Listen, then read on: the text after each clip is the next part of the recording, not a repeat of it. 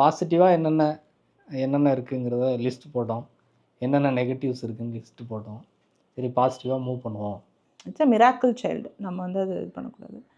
இன்னொன்று வந்து இது நிறைய பேருக்கு வந்து இன்னும் ஒரு வாழ்கிறதுக்கான ஊந்துதலை கொடுக்கும். கேன்சருக்கு அப்புறம் வாழ்க்கையே இல்லைன்னு நினைக்கிறவங்க எத்தனையோ சின்ன வயசில் இருக்கிறவங்க எத்தனையோ பேர் இருக்காங்க. அவங்களுக்குலாம் இது வந்து ஒரு மோட்டிவேஷன் இருக்கும். அதே மாதிரி தான் டாக்டர்ஸ் வந்து இதில் ப்ரெக்னன்சியில் கேன்சருக்கும் கேன்சர் ட்ரீட்மெண்ட்டுக்கும் குழந்தைக்கும் சம்மந்தம் இல்லை. குழந்தை வந்து ஆரோக்கியமாக தான் இருக்குது, ஆரோக்கியமாக தான் பிறக்கும்.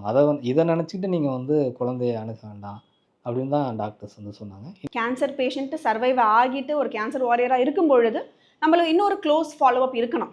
ஸோ பிகாஸ் அவங்களுக்கு அந்த ஒரு கீமோதெரப்பி ட்ரக்ஸாக இருக்கலாம், இல்லை ஒரு ரேடியேஷன் ஏதாவது கொடுத்துருக்காங்க, அந்த மாதிரிலாம் இருக்கும் பொழுது ஹார்ட் பிரச்சனைகள் வரதுக்கான வாய்ப்புகள் நிறையா இருக்கலாம். இல்லை மற்ற ஆர்கன்ஸ் எல்லாம் நம்ம இன்னொரு க்ளோசர் மானிட்டரிங், ஒரு நார்மல் ப்ரெக்னென்சியை விட இன்னும் கொஞ்சம் க்ளோசர் மானிட்டரிங் நம்ம கண்டிப்பாக அவசியம் பண்ணுற மாதிரி இருக்கும். மற்றபடி பொண்ணோ பையனோ எனிதிங் இஸ் ஃபைன். அது வந்து ஹெல்த்தியாக இருக்கணும், அதுதான். என்றைக்குமே எல்லா கேன்சர் பேஷண்ட்ஸும் நினைக்கிறது தான், எனக்கு வந்து நோய் வேறு யாருக்கும் வந்துடக்கூடாது அப்படின்னு நினைப்பேன். அது வந்து நான் சஃபர் ஆன மாதிரி என் குழந்தை சஃபர் ஆகக்கூடாது அப்படின்னு நினைப்பேன்.